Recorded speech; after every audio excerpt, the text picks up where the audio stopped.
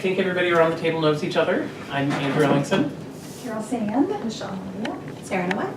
Tara Henry. Excellent. And Tara and Sarah are getting to do a co-teaching learning lab today. So thank you for opening your classroom and being willing to share with all of us. Today we're going to go through just a little information about what has happened before in the classroom to make what you're going to see tomorrow possible, some of the philosophy behind it. We'll have some time for questions. Tomorrow when we're in the classroom, we'll be observing but not interacting with the kids.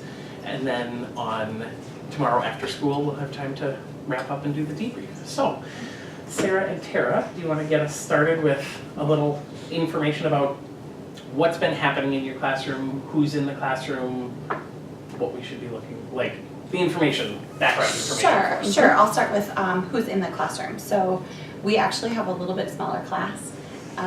We have 20 students. Those students range in reading levels greatly. We have from like Fontes and Pinel reading level of F all the way up to, or not F, sorry, K, all the way up to W. So we have a very wide, and everywhere in between. So we have a very wide range. And so beginning of the year when we saw our kids and the data, we knew right away that we were gonna have to do lots of differentiated instruction in some different groups. And that was gonna be the majority of our teaching. So we kind of structured from there, like how can we make this work to meet all their different needs? 5 of our students have IEPs. I'm sorry, 6 of them have IEPs. 5 of them have reading goals. So there's one that has an IEP, but it's not for reading. He's on the autism spectrum. So those 5 with reading goals see me in the morning, 1 period, and then they receive the co-taught services, reading and language as well. So they get both kind of gamuts of the special education service, which is very helpful, I think. And the fact that we co-teach as well as I am the pull-out teacher, I think we can kind of cohesively work on the same skills, but yet at the whole group level, you know, as well as individual level in my classroom. We started co-teaching together mid-year last year, and that mid-year transition I think went very well, but we didn't have the front loading that we had this year, knowing we were going to do this. We had all summer to kind of just start talking and having conversations about our plan. So I think it went very well last year, but I think this year it's sort of just even better. Clicked. Yeah, last year wasn't bad, but this year, like, we're doing what we're supposed to be doing, it feels like. One thing that's unique about our situation as well is that our reading and language classes are back to back, so we have a nice block, 90 minutes, and we don't really separate the writing and grammar from the reading. We kind of intermingle. Though there are some days where we do just the nature of what our lesson is, but it's kind of intermingled. So that's unique that most of our teachers don't have a block schedule. And because of those being back to back and us being scheduled to co-teach both of them, we do have that nice block. And Wednesdays, it's separated by second hour being shoved in the afternoon, and we both can tell that interrupts the students as well as us. It does. It does. So we'll have 1 period. She has to go teach another class. I get a different set of kids. We see the disruption on Wednesdays, having that second hour plugged in the middle of our block. It just interrupts the flow.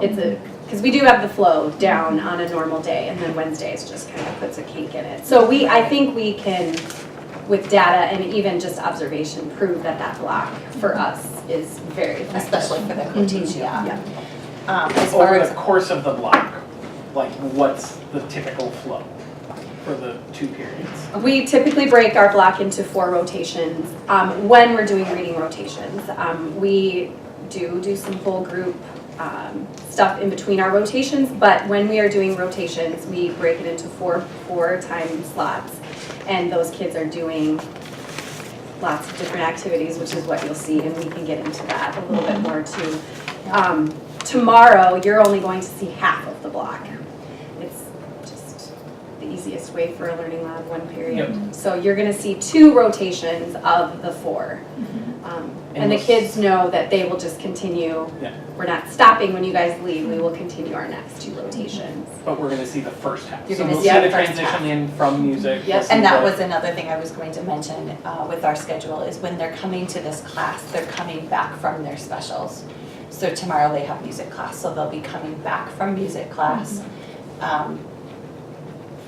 and coming into our classroom to be ready to then start that reading class. And your class starts officially at 12:47. So if we can aim tomorrow to be there a few minutes before that, so we're in the room when the kids are rolling in, so we can see the normal transition and how they get down to business. And they're pretty early.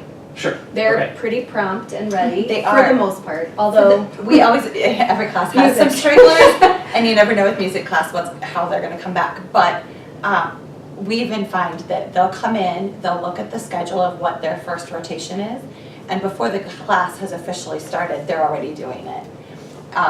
They really like the rotations, they like that structure, they like having some independent time, but they know exactly what they're expected to do.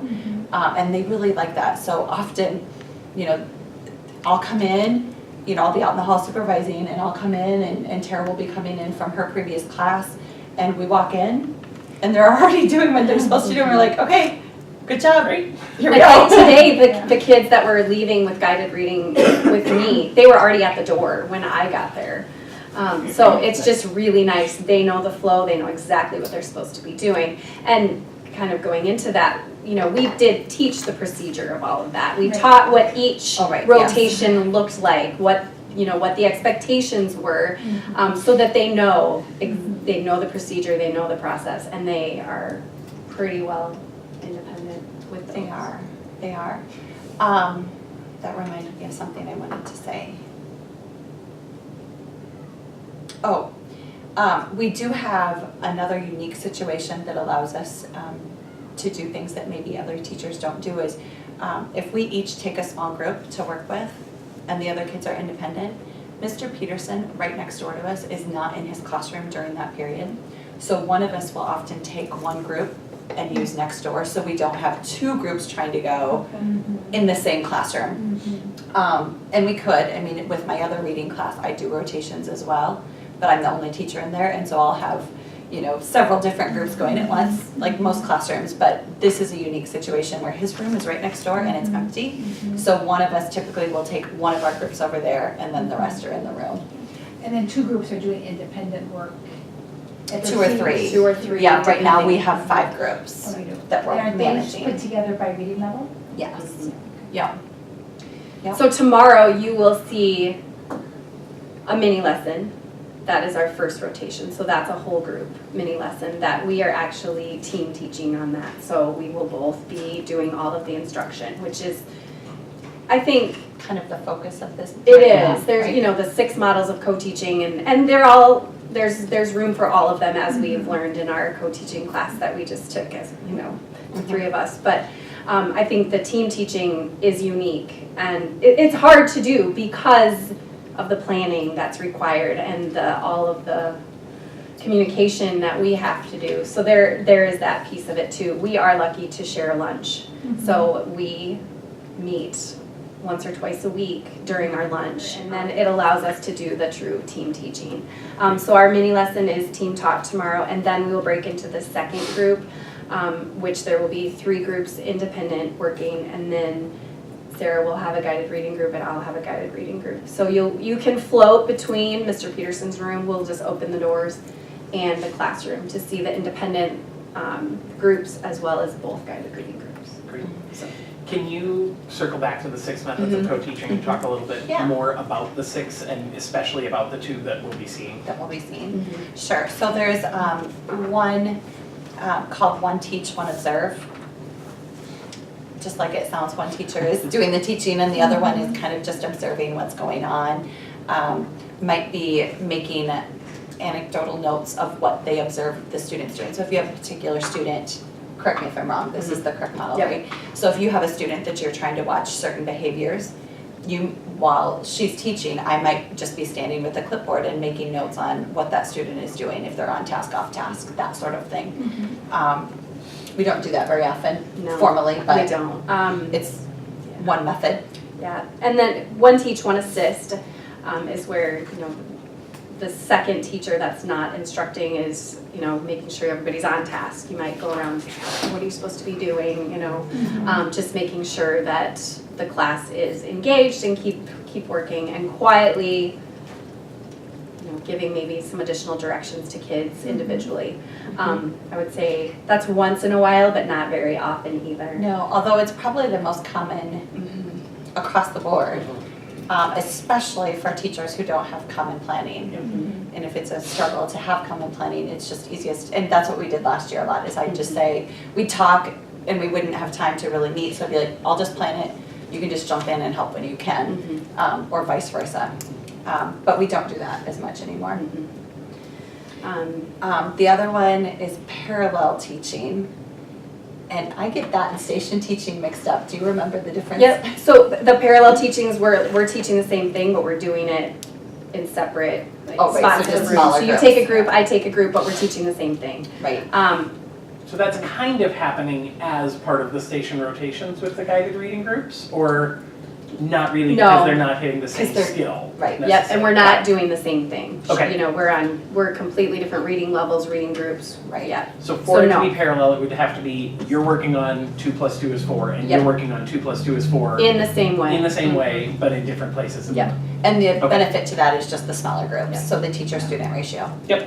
Got it. Right.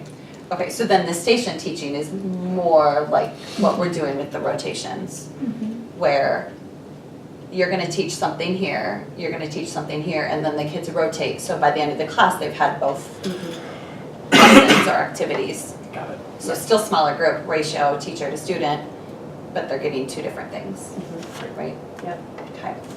So the alternative teaching, she'd teach it one way, I'd teach it a different way. And I would say that we do that to try to hit different learning styles. Or I might see the look of, when, she's teaching, I'm assisting, I might see the look of confusion, especially on, the students that I work with, their faces. So okay, we're gonna go circle back to this and we're gonna talk about it this way, just to try to make sure that we're hitting on all the learning styles. And the sometimes kids. we plan it purposely too, where we'll say, okay, I'm gonna introduce it, and then you're gonna teach it again 2 days later, and we know that we're gonna approach it slightly different ways, or I'll say, I'm gonna approach it this way, do you have a different approach? Especially when we're introducing more difficult concepts, like summarizing, we just kind of are wrapping that up right, or, it's something we'll circle back to, but we hit summarizing really hard in this last month, and that was one where we really kind of were like, I'm gonna approach it from this way, you do this, and then, See what works for which kids and right. get everybody Absolutely. across the finish line however we can. Yep. And then the team teaching is what you're gonna see in the first half tomorrow, which is our mini lesson, and the team teaching is where both teachers are truly teaching the whole time. Completely shared role of presentation. And I think the kids are very receptive to this. They enjoy that. At first I wasn't sure because it is pretty new. To me as a co-teacher, that's Right. fairly new. It's really hard to get to that point, especially with not co-planning time. And I know that is the biggest struggle for co-teachers is having that co-planning time because that's tough. Especially multiple grade levels and multiple co-teach with multiple teachers. So, we get that. And so that has been really great to be able to get to this point where the kids, they don't even see a difference. I don't think. Do you? I don't think they do. And we do have we have an amazing class this year. Like part of it is the makeup of the students. We just have really great kids. We really lucked out this year with an amazing class. But there's no difference in the way they behave if we're both in the front teaching, if one of us is teaching and one is assisting, or if one steps out of the room and one is teaching. I don't notice a difference in the way they behave or react that. They see you both as equals and peers They and do. colleagues who are sharing They the do, education in the classroom. Yep, Great. yep, they do not see one of us as the teacher and one as the helper. Great. Which has been a goal from the beginning, that Yep. we are your teachers. Yep. Which, I know you need to duck out, so just down at the bottom of the front page, we'll talk about this a little bit more. There are the look-fors that we'll be taking notes on in the lesson, and we'll talk through those in just a minute. But when we're in there tomorrow, we want to make sure that we are totally positive and respectful of what we're seeing in the classroom. We want to avoid being a distraction as much as possible, so we can get close to kids but not chatting with kids type things, and you've given the kids a heads up about it. And we don't want to be talking with each other during the learning lab observation or even in between when we observe and when we come back together, because we want everyone, excuse me, we want everyone to get to hear the smart things and interesting things that you're seeing, so we'll save the conversation for when we're together.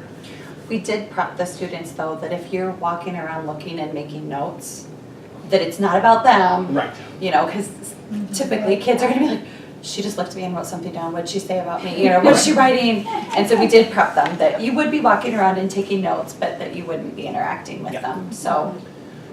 But we can get up close in their space and look over their shoulder and see what they're doing. But when we're there, like there have been a couple times when a kid has turned to me and asked, "Can I go to the bathroom?" Ask your teacher. Like I don't get to be a teacher when I'm in the room in the learning lab. So I think they're used to seeing adults as decision makers, and you two get to continue to have that role even when there's more people there. So. Okay. We'll let you sneak out and we'll finish up the pre-brief without you. So your room tomorrow. Yeah, Yep, yeah, do you remember where that is? Okay. 221. And I'll try to get there early before. Great, No problem. See you We'll tomorrow, see you Michelle. Thanks. awesome. So then, having gone through the sort of norms for what we're gonna do tomorrow, do you wanna take us through a little bit of the look-fors and the things that we actually want teachers looking for? They're both at the bottom of the front page. They're also at the top of the second page, so they're right there when it's time for us to take notes tomorrow. Trying to make it easy. So during the mini lesson, I think the main thing that Sarah and I wanted to share is the balance of instruction and what happens when one teacher is instructing, what is the other teacher doing, as well as how that affects student engagement and participation in the mini lesson. And those kind of are bullets for the mini lesson. Yeah. So we'll be looking for those specific things, taking notes on them during that first half of the lesson. Okay? How about when we break into station work? So again, looking at our roles in the station work and what we're doing, but then also looking at the routines and procedures that we're, obviously you're not going to see what we taught beforehand, but seeing if they're able to maneuver transition from one thing to another, making sure they're on task, doing what they're supposed to do, knowing how to solve the problem when they have a question and we're both busy, how do they handle that? And so again, kind of looking at the student engagement and focus. Let's see what else. I have to look at my notes to double check. I mean, one thing I that think seems like it's bubbled up in the last couple months for the two of you has been a focus on mindfulness as part of the Yes. station work. Do you want to talk a little bit about why that has come to the center and then Sure, how we should and look for actually it? Carol was in the Oh, class good. that we took also. Fantastic. So, yeah. But no, that's great. So because of that class and whatever, we have been incorporating some things both independently with our classes with these kids, but also in the co-taught class. So for the recording, maybe we want to back up a tiny bit. Oh, good idea. So there was a group of middle school teachers that formed a book study on mindfulness in the classroom and strategies and ways to incorporate mindfulness. And we kind of geared a tiny bit towards some meditation, a little bit, some breathing techniques. some ways to focus and relax and just be ready and be present. So we both have developed our own individual practice, which was a big part of our book study as well, is kind of if we're going to expand this into our classrooms, we need to have our own practice. And that was, I think, our instructors, and we did bring in some professionals. Well, I call them professionals, but they won't say they're professionals, but they are, to kind of talk to us about what that looks like and feels like, and we've done a lot of work as a group on that, and then how do we then shift that to our students. So we have a few strategies that we've been using, and I think we're going to bring a couple of them in, one of them in tomorrow. Maybe. Yeah, on just resetting the brain, being ready to move on to the next activity. And sometimes that mindfulness that we bring in is very intentional, like, okay, today we're going to work on this, and sometimes it's spontaneous, like they're wild and they need something to bring them, to center them and bring them back to right here, right now. And so sometimes it's it's planned and sometimes it's spontaneous, but because we both were in the book study, we've been able to take both sides of what we've learned and kind of infuse it into the co-taught class. So you get to be co-learners and co-teachers. Yes. Yep. Right. And so as we're taking notes, so we can focus on both things that you're specifically asking students to do, but we can also look for strategies we see kids using independently that may have been taught by you previously. Right. Great. I know it's just you. Do you have questions on the look fors? I feel so important.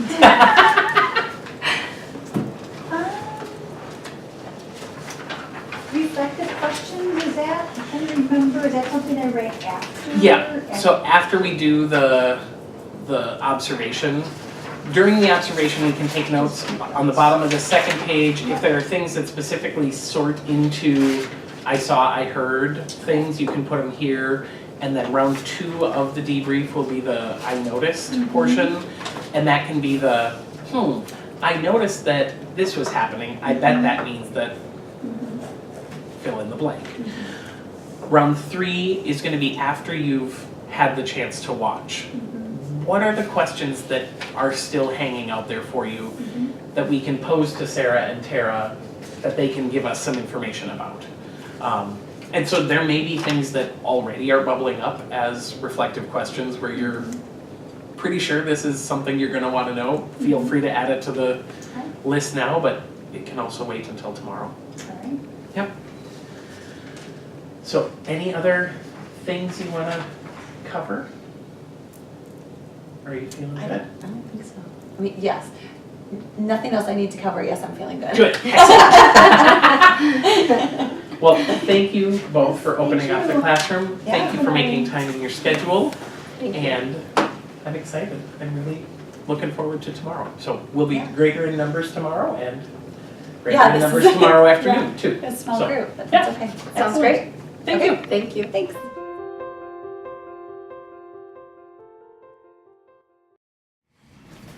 All right, if you would please get your books put away. Thank you for coming in so quietly and nicely. You need a pencil on your desk.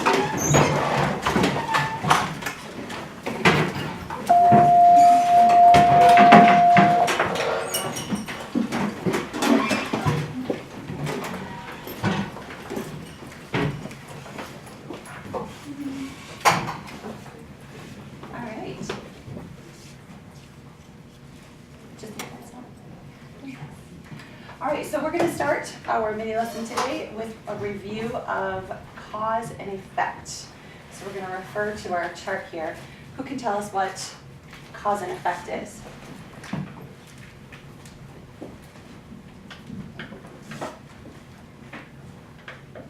Michelle?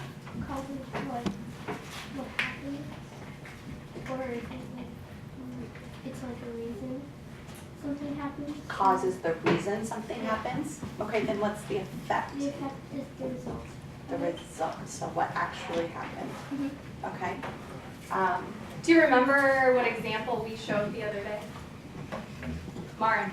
So the cause is that you blew up a balloon and you put it on Mrs. Noah's chair, and then the effect is that it popped and it startled her. It startled her, right? Do you guys remember that? Mm-hmm. Okay. It startled a few of you too, right? And we listed lots of effects of that cause, of me bringing in that balloon really sneakily, right? And slipping it under her chair. Okay, do you remember that? How there can be multiple effects of a cause. Can we have somebody tell us what happened using one of our keywords? Amelia, or phrases? Due to Mrs. Hurley putting a chair on Mrs. Noah's, putting a balloon on Mrs. Noah's chair, she sat on it and it startled her. Very good. She used due to. Very good. Anybody have another one? Lillian. Since Mrs. Henry put a balloon on Mrs. Noah's chair, it popped and then it really scared Mrs. Noah. Very good. You used since, and then you also used, what else did she use? Then. So it shows that relationship between the cause and the effect. Okay? All right, so we have another video to show you. What did you want to say?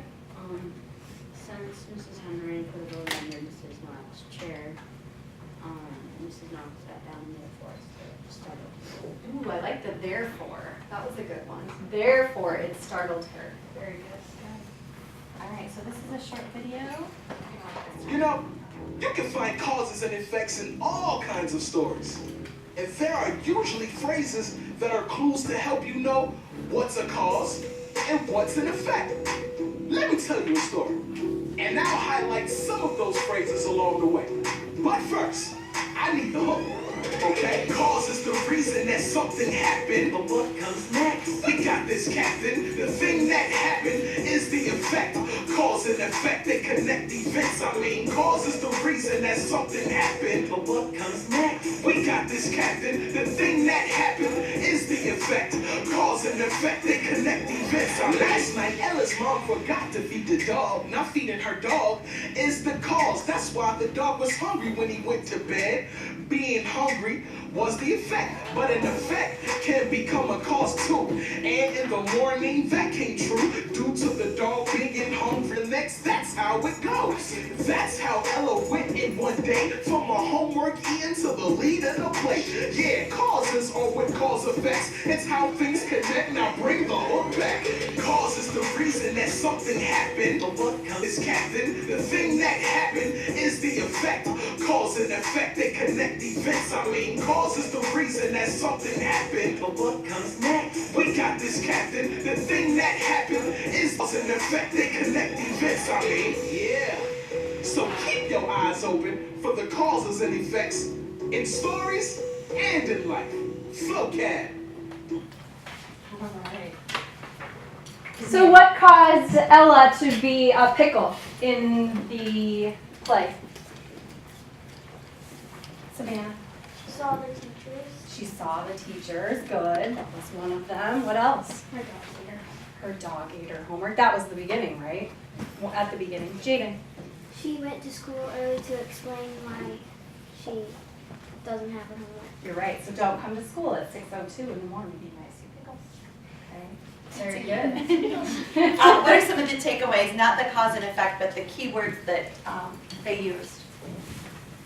Leah? Therefore, Okay. Amelia? because, Brayden? then, Michelle? due to, Eden? since. Gosh, we had lots of them. I liked they used what there was one that begins with N. What happened Next. next? They even just used that one. That one seems so simple, doesn't it? It was just very simple. Cause and effect connects events. So we're going to read a story next, Charlie Anderson. And as we read about Charlie Anderson, we want you to listen for those causes and effects and how they're connected. One cold night, a cat walked out of the woods, up the steps, across the deck, and into the house where Elizabeth and Sarah lived. He curled up next to their fireplace to get warm. He watched the 6 o'clock news on TV. He tasted their dinner, and he tried out their beds. He decided to stay, and the girls named him Charlie. Every morning, Charlie disappeared into the woods again. At night when he came home, Elizabeth brushed him clean, fed him dinner, and made a space for him at the foot of her bed. He liked Elizabeth's bed the best. Sometimes she would wake up in the middle of the night and hear him purring in the dark. Sarah called him baby and dressed him up in doll clothes.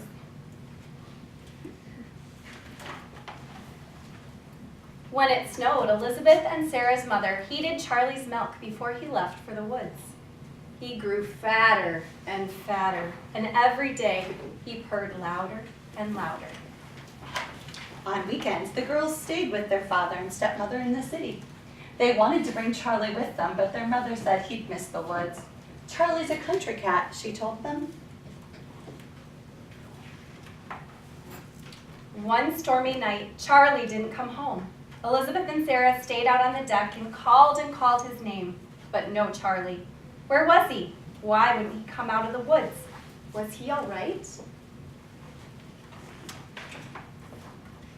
All night long, Elizabeth listened to the rain beating on the roof and the wind rattling the windows. Was he cold? Was he hurt? Where was Charlie?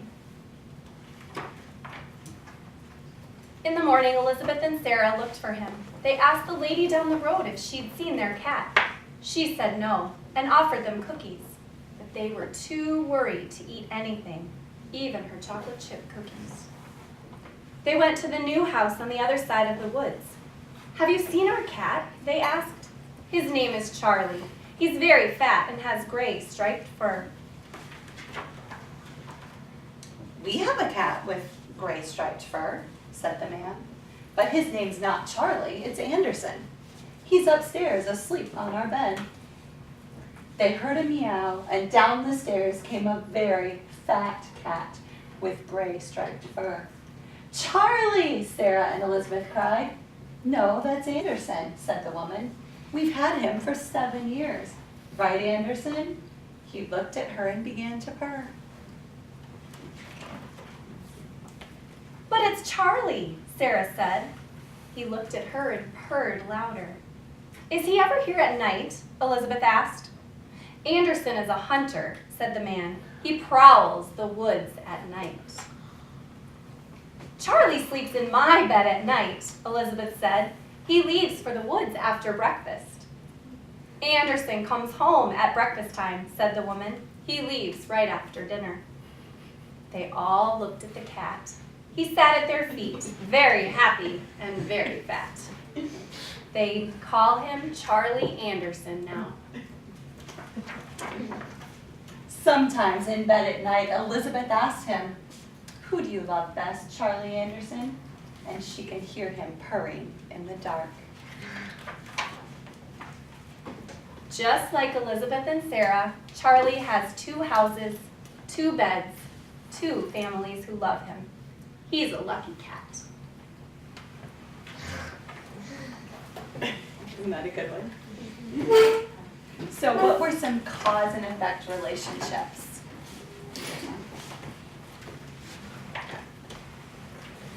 We're going to give you a graphic organizer and we'll fill this out as a class. So let's start with your names and then Amelia, I'll call on you first, but let's let everyone get a copy first.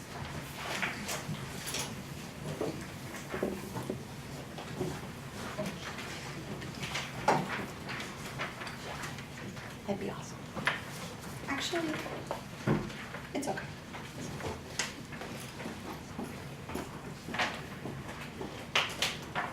All right, Amelia, did you have one? Because Charlie didn't come back, they found out he lived in 2 different houses. Okay, so where am I going to put those 2 bits of information? Which is the cause? The cause is that he didn't come back. Charlie didn't come back home.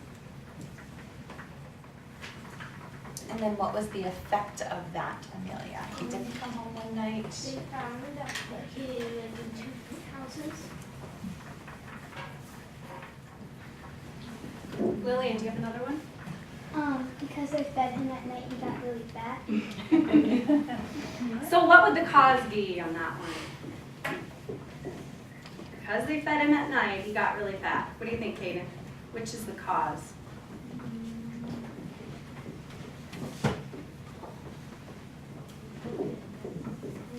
Because they fed him too much, right? Good. And then what was the effect? They fed him too much at night. He got fatter. I was worried in this one picture that he would get stuck. Did anybody else wonder? Yeah. Sam, did you wonder that? Yeah. I was hoping it wouldn't. Okay. Yeah, like it'd be hilarious if it came in the in like his little kitty door and he was too fat to get in. I was hoping that would be a problem, wouldn't it? Do we have time for maybe one more? One more. It's another cause and effect in our story. Jaden. Since he had 2 homes, he had 2 names. He got 2 names. Ooh, we didn't talk about that one. Good That is job. fun. So the cause part of that is what? That he lived in 2 homes. And the effect part? That he had 2 names. Well, and then they combined the names. And then they combine them. So then there is another effect as well.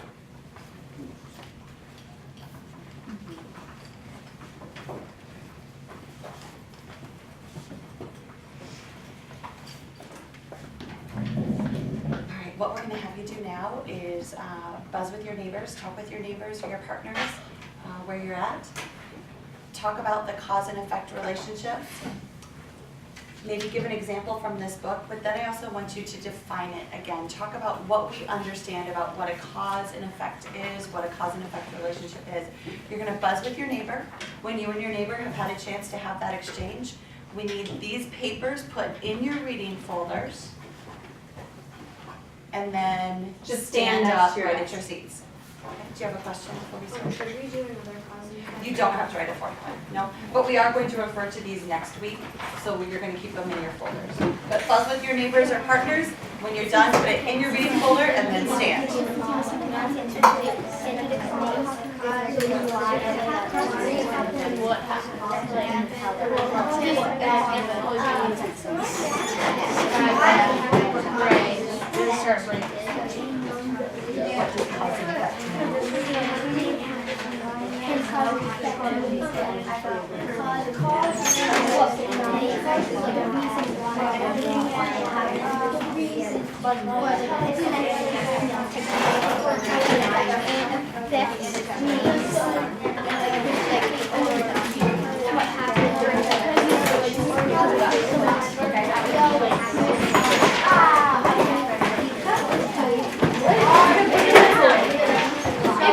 Are we ready?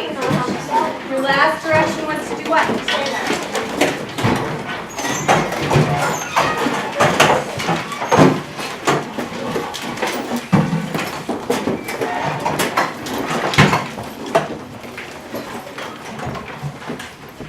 Okay, we are going to transition to our second rotation here in just a moment, but we have to do a quick brain break. You ready? Put your finger up.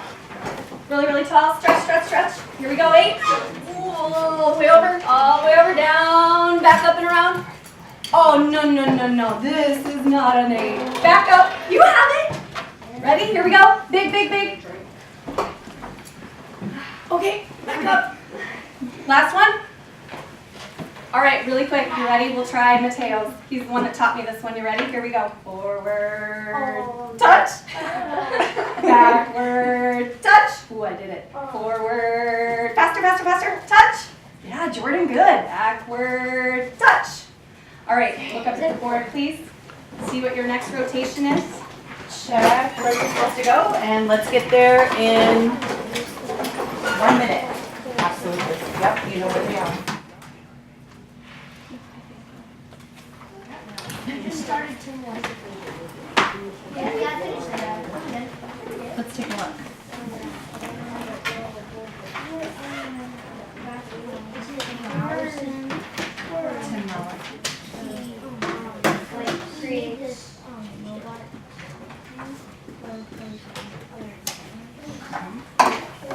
Control circle through. So he was pretty much All right. So first off, what was our book about? What about animal warnings? Animals can give off warnings. If animals can give off warnings, like they go woo, woo, woo, like that? No. Oh, well, fill me in. Well, so animals, if animals could like give warnings, like kind of like how dogs do it, like bark or something, like what you said with your husband's truck, it like makes a different noise. So my dog doesn't bark with that truck, but he barks with the other trucks. Okay, so what were the animals warning them about? Like tsunamis and stuff. Tsunamis, what else? The sharks would swim down if the tsunami came. Yeah, and why do the sharks swim deep? How did they know? Because of the horizon. Vibrations, right? The vibrations in the water, and those sharks were like, oh, what do I need to do? I need to get Deeper in the water. deeper. Why did they go deeper? So they wouldn't get hit by the tsunami. Yeah, to stay safe, right? Right? To stay safe. Okay, very good. So do you remember our story? Yes. You read it again last night? Uh-huh. Okay. Twice? Oh man, high five. Good job. All right, so we need to think about cause and effect with our animal warnings. Cause and effect with our animal warnings. So, I want to give you some more specifics. So go to pages 2 and 3. Okay, even just looking at the picture, I think of a cause and effect. Just even the picture. What do you think, Paris? Mm-hmm. By looking at the picture. Yeah, what would that be and what happened there? It's like tore down pretty much. And why? Of the tsunami. Because of the tsunami. So, can we do a cause and effect just about that picture? Mm-hmm. So tell me, what would have been the cause? Because it was built up, and then the effect would be the tsunami came in and destroyed the buildings. So you actually have 3 there. Did you see that? They built it, then the tsunami hit, then it got destroyed. So what should we put for the cause of the being destroyed? The buildings are up, Yep. and then for effect, What or caused the destruction in our picture? the tsunami. So the tsunami Hit the buildings down. hit the building. And what was the effect? That they were already up. Well, remember which one comes first? The cause comes first. So when the tsunami hit, what came next? The buildings were all down. They all fell down, right? So what should we call that? How would we write that? The buildings fell down. Okay, so the buildings fell. What did the book call it? The buildings were, Destroyed. yeah, let's use that, destroyed. I have one on page 10. Awesome, what's yours on page 10? The elephant, they came, so the cause is that the elephant,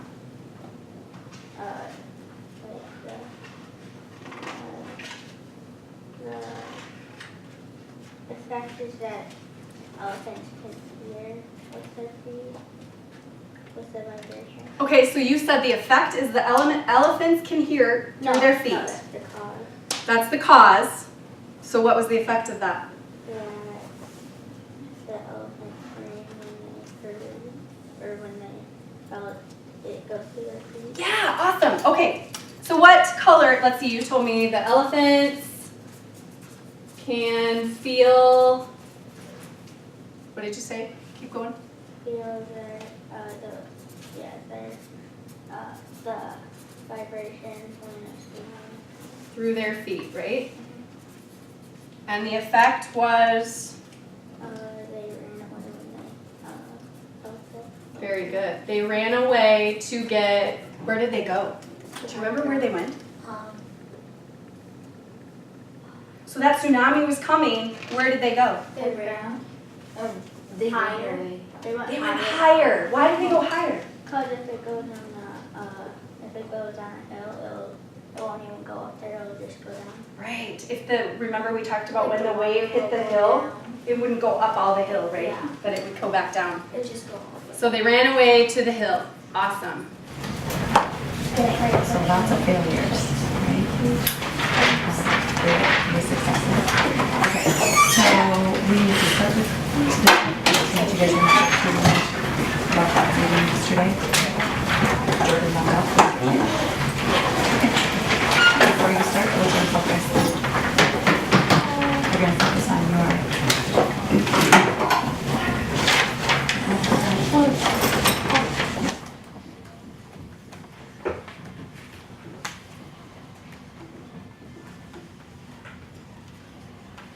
what does this make you think of? Based on what we've read here, what does watching this video make you think of?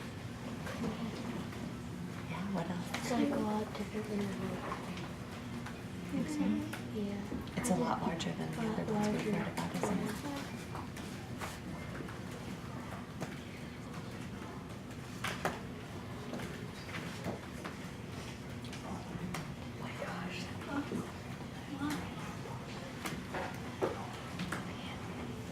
Let's keep on the elephants because I thought of another one with the elephants. It's pretty amazing that they can feel and hear through their feet, right? So let's pretend that's the effect, is they can hear through their feet. What causes that? What about their feet causes them to be able to hear? It's soft on the bottom. It's soft on the bottom. What else about? flat. Yes, it's flat. It's It's straight. It's not bumpy, right? We talked about our feet. It's like flat like the grass. Good. So it's flat. Like a It's table. soft. And what? It's flat like a table, Yep. and it's like soft as this table. Yeah. Well, it's softer than the table, right? Yeah. It's more like soft, like Like a baby skin. Yes, exactly. Okay, so elephants' feet are what? Go it again. Soft, Soft and flat. Should we just do soft and flat? And what does that cause them to be able to do? Get away faster. Here's both sounds. Yeah. Their feet, let them hear. Really, do they hear it? They feel it. But our book said that they listen through their feet. So I like how you use the word hear.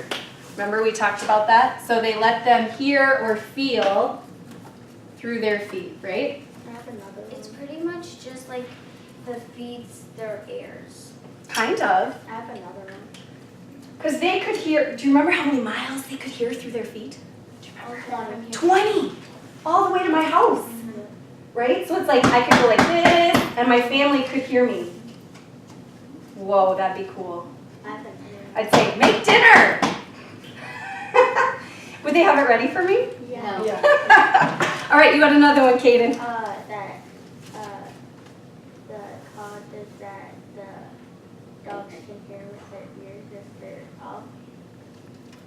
So when the dog's ears are up, They can hear better.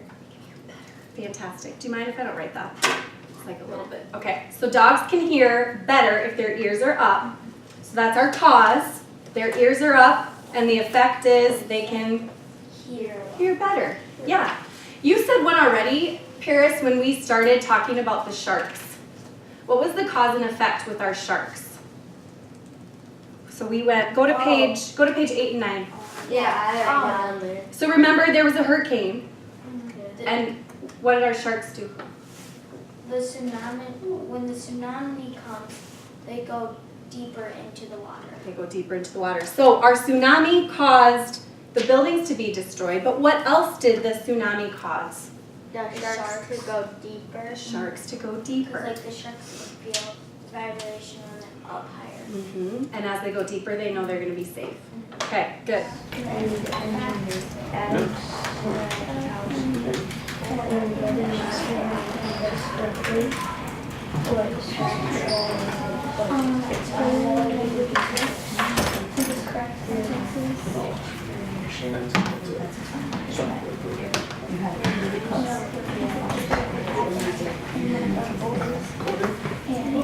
Yep, he forgot to tell you.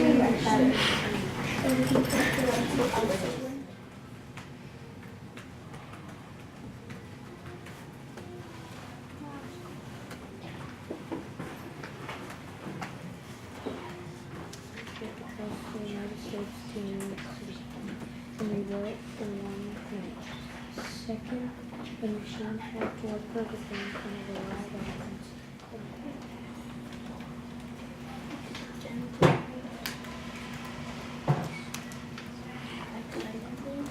Starts with an A. Short A sound. I want you to take a minute. We haven't read this page in a little while. I want you to take a minute, read through that page, and think about this page with the elephants, cause and effect. And I'm going to write a couple of those up there. So what'd you come up with on 4 and 5? They, like, when they were in the zoo, they ran to, like, bit, like, the chain up or something and Okay. ran away. All right, so they bit the chain, broke the chain, and ran away. Is that a cause or an effect? That's a cause. So what would have been the effect of that? That they were trying to get out, or they're at the zoo. Okay, which one came first? The cause. Right, so which one of your items came first? They broke the chains and ran away. What came before that? What did you just say? The tsunami. Yeah. So what did they feel? The tsunami come They felt the tsunami come. They could feel with their feet with their feet. So then they did what? and run away. What did they do before they ran? Because they were tied up. Break out of the chain. Broke out of their That's chains. another one. Yeah. They were wailing. They were wailing. What does that mean? What does wailing mean? Oh, we talked about A this loud word. noise. A really loud noise. It's big noise. Yes, Drum. with their trunk, right? We talked about the wailing of the elephants. Okay, can a person wail? No. Are you sure? Wait, yeah, they do it. I bet your sister does. What one? Little? Your little sister. Oh. Well, who knows? Maybe your older sister does too. No, I'm kidding. My brother does. I bet your baby sister wails some. What do you think that means if a baby's wailing? She goes crazy and cries. Crying and really screaming. She's really upset. Like if she got a shot or something. Oh, perfect example. Thank you, I would say that babies wail when they get shots. Yes. That's how I would describe it. Exactly. My little sister, when she gets shot, she cries for like a second, and then she's done, and then mom picks her up and she like cuddles with her blanket because she has a really like fluffy blanket. Yeah. So that wail, now do you understand what that means? So even though it's an elephant doing it, people can too. Okay, it's going to be that really, really loud cry. Very good. So, cause and effect with the elephants. Wheeling. They were wailing. That was an effect, I think. Yeah. That's what you said. So they were wailing and they broke out of their chains. The cause is the tsunami. The tsunami was coming. Okay, so again, I have to spell tsunami. I'm going to know how to spell that by the end of this. Tsunami, Just and it led to the elephants doing what? wailing. Okay, so they wailed. And what else did they do? Paris, you told me they did what? Break out of their chains. Hmm. And then they Went to high ground. went to higher ground. Very good. They went to higher ground. So we also we inferenced a little bit, and we thought really, really hard about the chains. Do you remember when we talked about this? What does that tell us about those elephants? Them breaking those Yeah, chains. they're very strong. It tells us they're strong. What else does it tell They're really us? scared to get out. Yeah, They were really scared. Because they're used to being on that chain and in that zoo. So they're strong, they're scared. Anything else? They're very big. They're big. Well, we know that, right? But yeah, they didn't tell us that in our book, but they're big. They're ready to get out of there. They needed to They're get out of nervous. there. They were nervous. Good. Can we think about animal instincts? So their animal They don't want instinct, Die. they don't want to die. Yes. What's that called if you don't want to die? We want to, Survive. yeah. So that survival instinct kicked in, right? And those elephants thought, I gotta get out of here. Because the tsunami's coming. They felt it, right? The tsunami's coming, those vibrations are coming in their feet, and they thought, we need to get out of here. It's just like the sharks, kind of. They can feel it on their feet. Okay, good. Compare those. I like how you're thinking.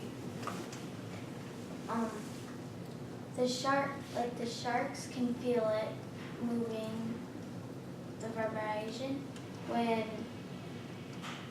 they're up on the top, so they'll go down. But the elephants, they'll just be standing there or something, and they can feel the floor vibration. Very good. And then they'll try to run out of there. Good. So the elephants are feeling the ground, and the sharks are feeling the, Vibration in what? on the ground. The sharks. Yeah. In the water. In the water. The water makes those vibrations as well as the land, and they can both feel them. Where do you suppose the sharks feeling the vibrations? On their tail. On their tail. Yep, the tail. What they have on On their body. What were you saying, Katie? Little chip on it. Oh, yep. Why did they have the chip? So then if they get lost or something. And where was the chip? On their Remember on that back fin? Yeah. Okay, so do you think their fin, so think about the shark, right? I'm a horrible artist. I can't believe I'm even doing this. All right, here's his tail, right? And then he's got the fin. So we've got the fin. And let's say there's all these vibrations. What do you think is going to happen to his fin? It's gonna vibrate. It's gonna vibrate into the computer. It was vibrating into the computer because there was that chip on there. Yeah. Okay, very good. What else? What's going to happen to their fin? It'll move. It'll move. Yeah, it's going to move. And they're going to be So like, when it moves, that it goes into the computer, and then you can see that the Yeah. vibration's coming. Yep, very good. So this is a super long video, you guys have to put it on pause for a minute. Yeah, but I've done such a good one. Let's finish reading about this and then we can come back to the video. I got launched into the Okay, so before we go on, page 18, see if you can find the information, find the evidence, how many different steps are there. On page 18, you may need to find the evidence. Did you find it? Yeah. What sentence is it? Can you share it with me? The 55 workers in the United States. Here we go. All right, let's continue on page 20. And Rochelle, I think it's your turn. Okay, but it's not very difficult. To focus on his on the signature because trying to comply says if you like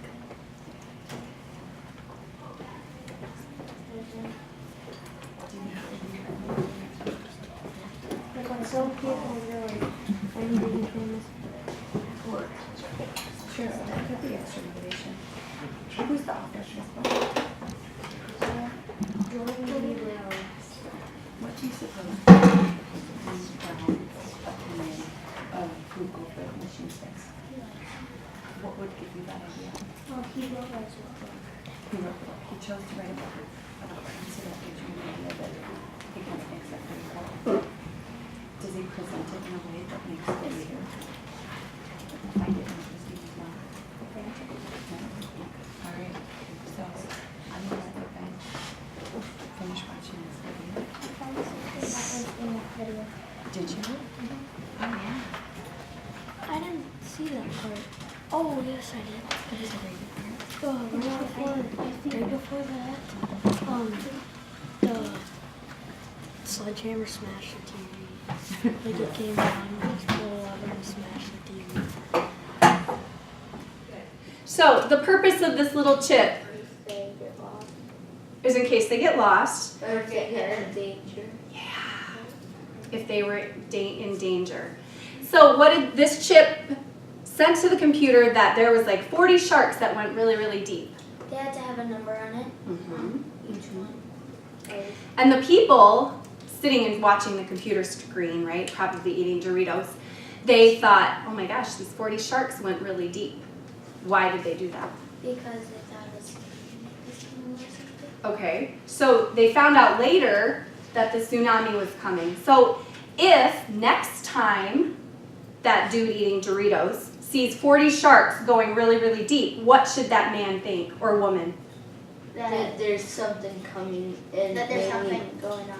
Yeah, there's Something good, like a cake? No, something, Oh. something bad. Yeah. Like what? Like not like tsunami, an earthquake, or a hurricane. Okay, all right. So because we saw 40 sharks go really, really deep and then a tsunami hit, next time we see 40 sharks going really, really deep, we need to say, what? We need to go. You need to go. We need to protect the land that's around there and the people.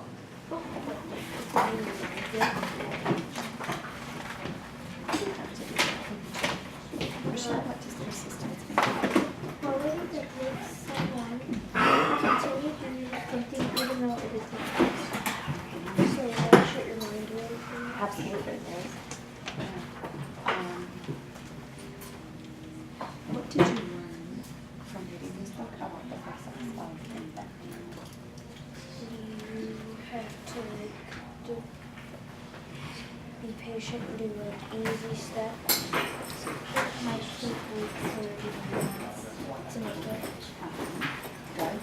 And you just try to be able to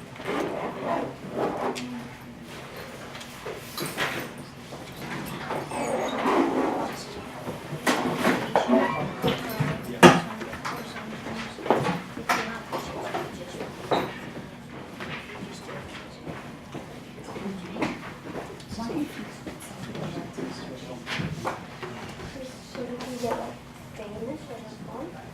which do you think is more important?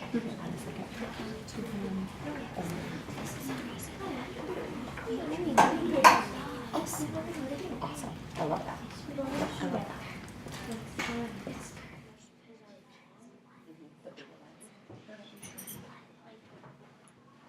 But what did you say before? Which one did you like? If you had to pick one.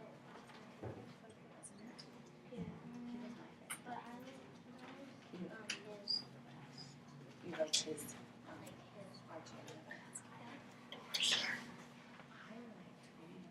I liked reading about All right, you guys, go ahead and take your 4-minute break, and then when you come back, you will move into your third rotation for the day. Oh, Jordan. Okay. And the house is for them, or would it be warm?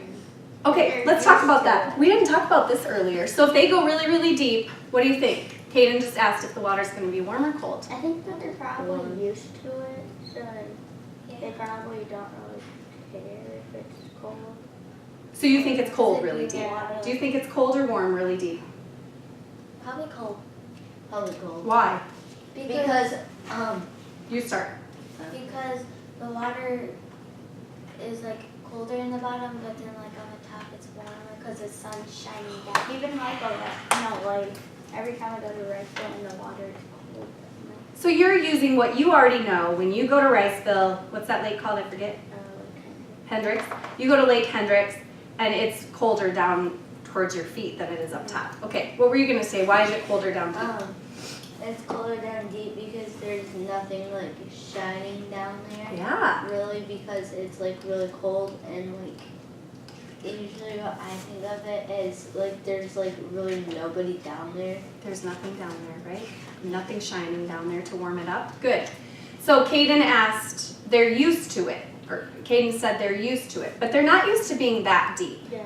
So It's probably warm on the top and then probably warmer on the top. But so think about this. They're floating along. They feel the vibrations. They know that they need to go deep, but it's really, really cold down there. Should they stay up here when the tsunami hits, or no. am I going to go where it's cold? Go Go down where it's where it's cold. cold. Which one's better for them? cold. Down in the cold. Down in the cold. Because what's going to happen up here?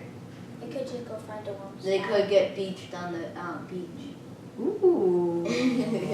Ooh, we got some thinkers today. They could get beached on the beach. Do you remember what that meant, Paris? They Beached on the beach? get stuck. Get stuck. Okay. They get stuck up there. So they get, the wave pushes them. It keeps on pushing them and pushing. Keep going, keep telling me. And then there's stuff. And then what happens to the water? It goes back out. Water goes out and they're in the sun and then they don't have any water to like breathe. I'm not just throwing destructive water. yeah. All right, so they get beached. That's why they have like tags, because if that does happen, like the person could come, because if they get beached on the beach really like too long, then they could like die or something. Yeah, so then that tag comes in handy again, doesn't it? And we could say, oh my goodness, our pod of sharks is missing 5 sharks. Where are they? And they're going to look on their computer screen, and what might they see? That they're beached. Yeah, that they're beached. Good. But how would they get that on a shark? I'd be scared. Oh, that on. let's talk through that. We didn't talk about that. So to get this tag on there, what do you suppose those scientists, remember, those scientists have to do? I have to put like this like gear stuff on. They have to wear gear. Stay with me for a minute. They have to put gear on. Do they just swim down in with the sharks and put that tag on? No. What do you suppose they are? They have to call the Okay, they have to wait maybe for the sharks to come to the top. Okay, maybe. Have you ever seen those cages Oh yeah, they put them in a cage. that people will go in and go down and kind of protects the people? They're not in trouble. They're not in jail. It's to keep them safe. But the sharks, I've seen those on TV. yeah. And I don't know if that's how they put the tags on. That's a great question. I think we need to find that out next time we I meet. watched that on the movie. There was like this one guy who had to like do like feed the shark or something. Okay. And it had, the person had to like get this gear on and had to go down deep in the water to the shark and put it in its like food dish or something. Very cool. All right, stand up for a second. Tell me something about cause and effect before you go. Cause is where like they build something, and then the effect is where someone gets destroyed or something. Nice, good example. Thank you. Kaden? The reason The reason why something happens is what? The cause. Awesome. So which one comes first? You guys can go take your break. Thank you. The cause is, or the effect is why something happens, or the reason why it happens. The effect is the reason why something happens? Yeah. The effect. The effect. The reason why something happens. Cause. The cause, right, is the reason. So the effect is the result. So this is actually like what happened. So remember, which was the cause and which was the effect. So tell me with our balloon example. The cause is, you had a balloon and you put it on Mrs. chair and then she sat it on it and it popped and it exploded. So what was the effect? The effect is it popped and it exploded. Yeah, which one came first? Cause. The cause. Okay, good. The reason why something happens is the Cause. have a good break. See you.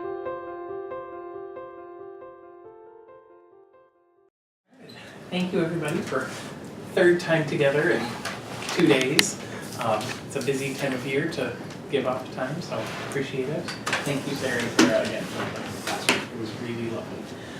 Before we get started on the rounds of debriefing, because we're going to post the video on the district Canvas course, if there are things that reference specific students, try to leave out their name so we don't have to edit out names later. And then just, as we did yesterday, talk loud enough to be heard. It should be fine because the video yesterday came out just fine, but just really lovely to be in your classroom today. The format for today, we'll go through 4 rounds of the debriefing. In round 1, we get to say things that we saw or heard, but we don't get to jump to conclusions based on them, just facts that you observed in the actual time in the classroom. Round 2 is where you can draw some implications. What were the impacts on student learning based on what you saw, or what must have happened earlier to make those things happen? Round 3 is when we get to ask questions to Sarah and Tara, and sometimes we choose to be super strict and say, absolutely, you can't talk at all during that part, and other times we go a little more freewheeling and let you respond to stuff that's bubbling up. If there are questions that come up where you're like, if I just answer this quickly, it's gonna clarify a whole lot of things. But we wanna make sure that we get more than 2 or 3 questions deep also. And then round 4 is when you get, or round 3 after that is when you get to do all of the answering. Round 4 at the end is, so what for our classrooms and so what for your classroom? Like, what are the next steps for all 6 of us around the table? So, I guess first, are there questions about that? About the procedure? Does it feel okay? To clarify, Yeah. we do not speak in rounds 1, 2, or until all the questions are asked in round 3, I mean, correct? I think today for 3, as questions come That's up, fine. if there are I just wanted things, to make sure. totally chime in. But 1 and 2 is, you just get to listen to the things that people saw. Our comments, of course, are gonna be positive and constructive and celebrating the great learning that we saw happening earlier today. Yeah. All right, is there anyone who wants to go first in the round 1? I saw, I heard, I noticed. I'll go first. I noticed that students began right away. I mean, they started right away. As soon as I looked up and observed, they were already going, so I noticed that. I noticed the brain break, and students were very engaged in that. I noticed your inspirational quotes around the room, on the board and under the TV, and I love the one that said that the yet. I love that. It's good. I also noticed the different posters around the room, especially the anchor charts that you had that looked like past learning, many lessons that had taken place. I noticed the schedule with the different group rotations posted. I noticed that you used wait time before calling on students when you ask questions. I noticed there was a very efficient way to collect your work at the very beginning. So it happened right away. They knew what was expected, and you were able to move on to what you needed to after that. At some point here, you may find yourself with everything you have written down already spoken for, and you're welcome to pass at any point. But happy to keep it going too. I noticed that you told them what they needed to be ready, like you just need to have a pencil on your desk. I noticed that you did a review at the beginning where you went especially through the keywords for cause and back through cause and effect and the keywords. I noticed that there was kind of an anticipatory set, like the vocabulary that you used was very engaging and just a nice way to open it up. I noticed that you were both up front and then also taking turns moving through the students and just both interacting. I noticed that you made a fun connection between the cause and effect of the video not working and your lesson. That was great. I noticed that you used a children's book to reinforce the skills that you're working on, cause and effect. I noticed that you were using the graphic organizer, modeling that and having the students do that with you. I noticed that your transitions between your jobs that you were doing in front of the room seemed very smooth. You switched off who was in front, who was working with the TV, and it just seemed very natural and smooth. I noticed both of you really used projecting your voice throughout the room. It was very easy to hear you. I noticed on the board students were writing their names or with a star by them. found out some of what that means, but as a way to let you know if they were finished with a writing prompt or if they needed new prompts.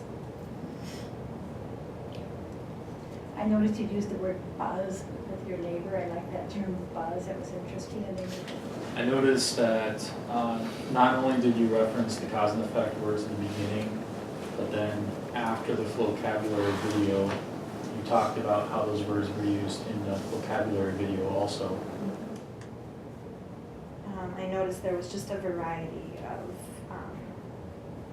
activities and things to keep their interest and just moved along at a nice pace. I saw your chart on the front board, and I couldn't see all the way across the room, but I saw that one of the names was Lost Amphibians, and I wondered, your team name, the group names, if the students came up with those names, or you did, or how that happened? I saw and heard both of you being very enthusiastic and just enjoying what you were doing with the children's book. I noticed you both took turns reading in the book, and it seemed that the kids enjoyed that as well. I heard both of you inviting students to participate in discussion. I noticed that everyone was very involved in the brain break, and that they seemed to really thrive on that. I noticed in one of the small rotations that there was a lot of repetition to learn those skills. Are we moving into I noticed now? Still in that I saw, I heard, and then we'll move into the implications for that. Because there are things, we're using noticed as a saw, heard, observed. Pass. Okay. I saw a lot of positive reinforcement throughout the lesson. I'm gonna chime in. I saw a graphic organizer for the various tasks, and I saw students interacting with that to figure out what was next. So let's move into round two. Based on what you saw, heard, observed, and noticed, what are the implications? What are the things, what are your takeaways from that? What are the implications for student learning that has happened before or that was happening today? What do you know because of what you saw and heard? It seemed the students were very comfortable having both of you there, and they knew that they could go to either one of you to ask a question or turn in something. I noticed the students were very engaged through the whole class period with every activity that they were doing. They just seemed, they were just very engaged, and also I could see that this breeds independent learning. They all followed through and did the buzzing the papers away and stood up. They really understood the procedures. I just noticed, again, how quickly they rotated, how comfortable, all these things are coming back. But I think it feels like it's as a result of how engaging both of you were and invested, I guess. Just the demeanor and tone that you set. They responded really well throughout and were so confident in what they were doing because of that. And building on that, I think, based on the level of independence, I could tell the amount of pre-work that had been done on the routines and procedures. I couldn't find a time when a kid looked like they didn't know what to do or knew what to do and were choosing not to. Like, both the routines and procedures and expectations for on-task behavior had been clearly modeled and reinforced. I was just thinking that the expectations were very clear, and it just made things flow so much. There wasn't any wasted time, so it kind of optimizes that learning time there. And I feel like, building on that, I feel like between the two of you, you just knew what the other was going to do. And there were times even where You would have me, kind of whisper to each other about maybe it was time to move on or, whatever it was. But it was just happened quite quickly and just went and you didn't really think about it, so. I noticed that the Tara slapped gave five to her kids a couple of times when they did things that we were particularly pleased with. And one student said that you listened through her feet and that you used the word listen, and that you really gave her five for coming up with that concept in the book. Again, the anchor charts, the organization of the room, I noticed that helped students. They looked their keys on the board, they knew exactly where they were going, what rotation, what was expected next. I'm assuming that because cause and effect is a newer topic, that was happening in the group portion of the lesson, the whole group portion, and then when they broke out, things that they were more comfortable with were part of the station work, I'm taking that as an implication, I should say. The breakdown of what was falling where, which things needed more hand-holding and which things were more ready for full release. You did talk about having such a long chunk of time for all those rotations, but I think that the variety and the brain breaks and all of the different, moving around really helps kids stay on task and not get, bored in one certain thing. So I think that movement and just that variety has really good results.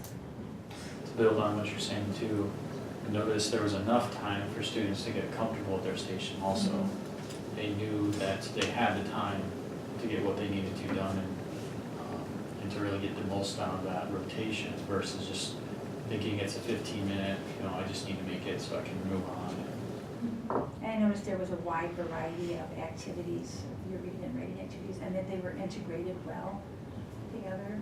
And that there were some students who seemed like they got done with the summary and they got their book out and they just went right into their IR time. They didn't need to go ask the teacher, what do I do next? I really liked the book that you chose to read, and it was really neat to see the kids when they started figuring out, and they're like, you could just see the wheels turning, like they were figuring out what was happening there. So I thought that was a really good choice for the cause and effect idea. Last comment, it felt like there was a lot of learning done in a short amount of time. It felt like longer than one class period. Yeah. Ben, what questions are hanging out there for you? What are the wonders that you have? If I start? Okay. One thing I was wondering was just how you decided on cause and effect, the scope of the curriculum, why cause and effect, and right now, and just maybe talk us through what your thinking was there. We're just posing questions first, right? We can pose questions, but if there's something that bubbles up where it seems like it'll shed light and clear something up that'll head off more questions, feel free to chime in and answer. So I'm going to trust the two of you to chime in and take in questions. I'll keep track of questions to make sure we circle back to things if we don't get to them. I was I saw the chart with the group names, and I think that the names are from the books that they were reading, and so I was wondering how the books were picked and just kind of how that works. I'm wondering if, because Tara is the special ed teacher, I'm wondering if she always does the guided reading with her students, or do you switch off, or how that works? We do switch. That might be easy just to answer. We do rotate, so we see all of the kids. Okay. It just happened that this time was my turn to have those three students. But she had two of them. So there's 5 that come to me for reading, and I only had 3, and she had the other 2. So they're not even all in the same group or at the same level. So And they're grouped by, I think you said. Can we just answer that question too? Yeah. That might, so they're grouped based on their reading levels. Okay. Yep. And so the books are, the group names were the titles of the books that they were in. And they're leveled by their reading levels. And so the groups. So the group names change. The group names change each time, and the group members change as they progress. Some kids will advance further, and like she said, 2 of the kids that were in my group that you saw had previously been in the group that she was working with, and they had advanced to the point where they were ready to move up. And so the groups are very fluctuating. Yeah, we even started when we started rotations, we had 4 groups. And then we saw kids that needed to move, and it didn't all fit with 4 groups, so then we created 5 groups. Because we wanted to move the kids ahead that needed to move ahead, but didn't want to push the kids that weren't quite there yet. So we then changed the whole system and put it into 5 groups. So your notes and observation, is that your primary source of information in terms of deciding when they move? Yeah. Okay.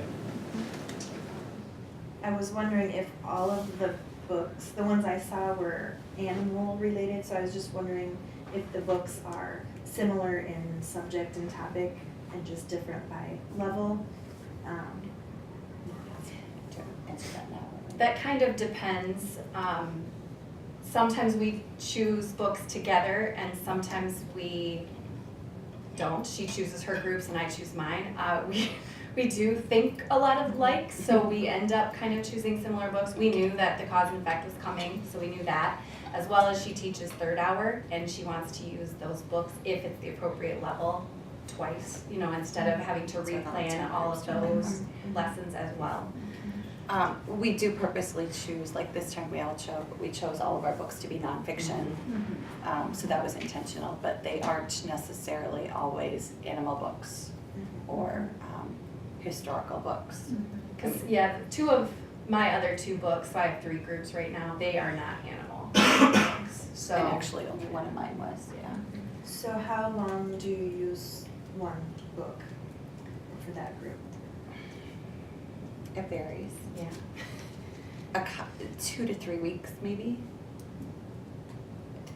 We don't set a parameter of we have to be done by this time. We'll communicate and say, I need another week with this group. And last time we did that, I was like, oh good, me too. We both need more time with our groups. So we have an initial plan of usually 2 weeks. 2 weeks. And then we go from there after the first week and a half and decide, do we need more time? Are we ready to move on to something else? Because honestly, when we started planning the learning lab, we thought we were starting new books. Yeah, actually. For the learning, this week we would start our new books, and we last week decided, you know what, we're not there yet. We need more time. We needed to meet with those kids 2 or 3 more times. Right. So we totally kind of changed what we were thinking and just continued with these books, which I think worked out really well actually because you did. saw more of a discussion than you saw the reading side of it, Yeah, which I think was good. actually couldn't have planned it better. It was an accident, but But a happy accident. that was a happy accident. I'm wondering if you always do the same 5 activities, or if you always do a mini lesson, or now, we've done cause and effect 3 times for a mini lesson now, and so we don't need to do a mini lesson for a while, we're just gonna do, application work, or how that works. And to build on that a little bit, I wonder about like the writing mini lessons, the language mini lessons, like how does that all fit in? Because they were obviously very independent. I was just wondering about, how you choose your mini lessons, same thing. I'm wondering how many sections of that class are to you taught, and like if there are other students with similar needs who are in different sections, or they're not team taught sections. Just kind of how that is made up. I'm wondering also about the range of students in your room. You talk about what a wide range you have. Would it be better for your situation to have less of a range, or is this kind of ideal to have this wide of a range? Just kind of your thoughts on that. I'd like to hear a little bit more about guided reading in terms of just kind of from the beginning to the end, how it looks for you guys. You talked a little bit yesterday about grading and so like to know a little bit more about how much of what they do you assess and who does what assessing. I guess I would like to know how much planning time you have, like how often you meet, and just kind of the process of, deciding what unit or which activities that you'll do. I'm curious to know how long it took kids to settle into this level of comfort with this level of independence. Because I knew them as second graders and they weren't there.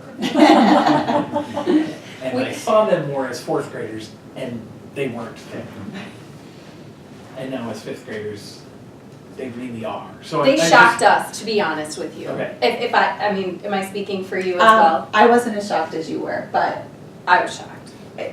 Because I know what I know in my classroom, and Yeah. I also know I'm in other classrooms where older grades, other classrooms where we're not there. Right. We're not there. So it's a really great group. And they work hard. They're hard workers and they want to do well and they are excited about learning. So I think that really helps. But it was more shocked. a unique group of kids that they just have that work ethic. But we were very intentional with spending lots of time teaching our expectations for these rotations and intentionally how do you transition and what does it look like, what does it sound like when you're doing this, what does it look like when you're doing this. And so we were very intentional with that. And really the first time was like, it was good the first time. You could have watched the first time we did it. I mean, I wouldn't have wanted you to because I would have been afraid, but actually they were almost as good as they were today. Which I think proves the teaching the procedure instead of just the release. I mean, because we're both very procedural, but it works, and that was. Do you come back to the procedure? Do you guys reteach this, or is it just a reinforcement? I mean, are there ever problems? Have you had problems this year where you had to go back and reteach? Not about the procedures. I mean, and I think if kids were struggling with it, we would. Yeah. We haven't had to with the procedures, but if I can answer one of the other questions about, I think it'll kind of circle around here. You asked if it's always the same rotations. And so for that part of the question, it's not always the same. Like we almost always have some independent reading time and we try to incorporate a good variety of the reading and the writing. And so there's that good mixture, but they're not always the same. We have other activities with the Scholastic News or... They just wrote a story for Old Creamery Theater, so that was their writing portion for a couple of weeks in the rotations. Right. So we teach whatever that, we taught them what the Old Creamery Theater is going to look like, and now we're putting it into the rotations. Right. So we do teach the new things that are coming. So I guess, yes, we're always doing that. Whether we have to reteach, kind of, I really don't When think we introduce a new thing into the rotation, like this writing the summary this week. That was a mini lesson. We've taught summarizing, and we've done that mini lessons, and we reinforced it in our guided reading. And now we circled back to it and said, now that you've learned this. And so we taught an intentional lesson. This week in reading rotations, you will be writing a summary. This is what we expect. This is what it looks like. So yes and no. We haven't had to reteach the transitional procedures, but the actual activities, we always front load that. And sometimes it's a reading lesson, sometimes it's a writing lesson. Correct. But it's always at the beginning of your block, right? It has been. I think It almost has always. been. It's just Yep. easier transition, kind of.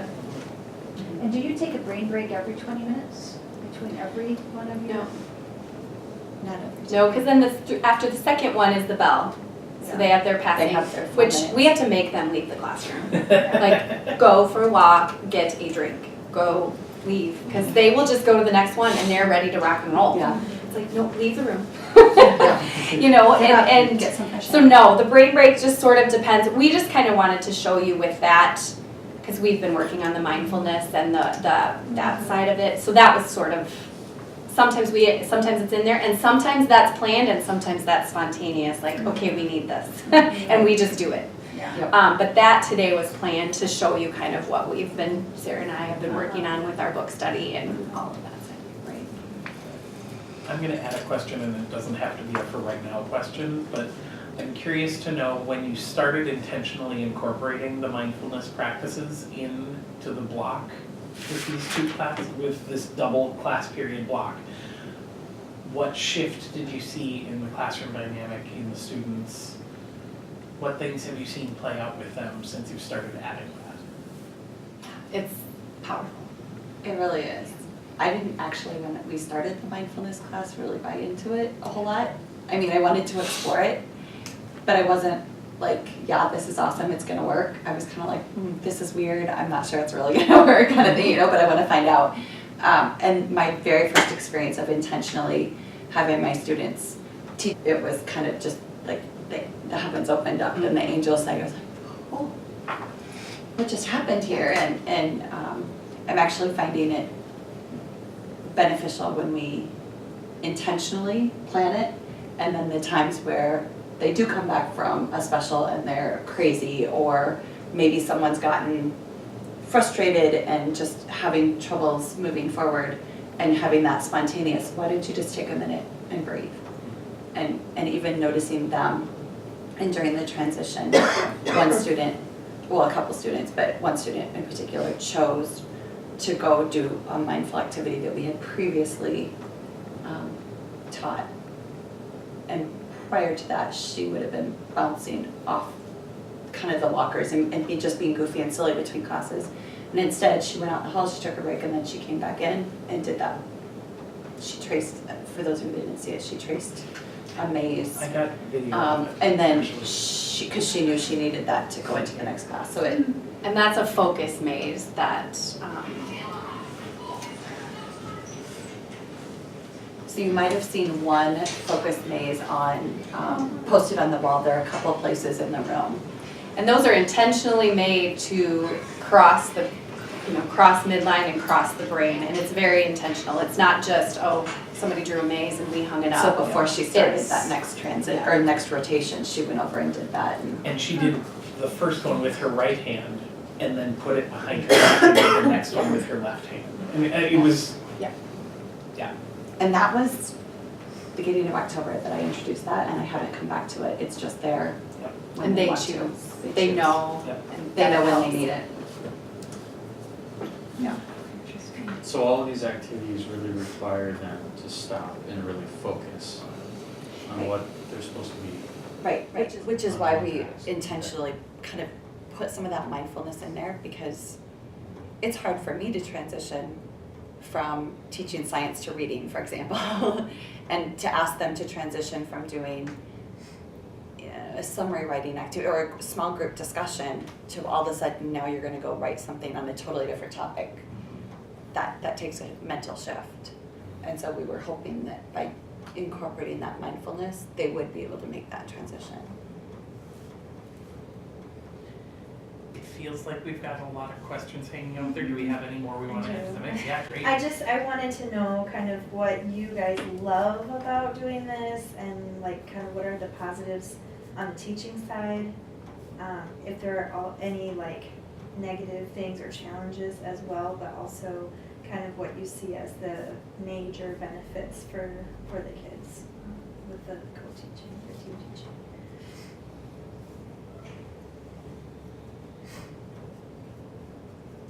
I'm ready to listen. I've learned I'm a better teacher because of Sarah. And the kids are really, really lucky. I mean, they're lucky. They have both of our brains, not just one. We notice things. I feel like if I don't pick it out, that a student is confused, she'll pick it out, she'll notice it.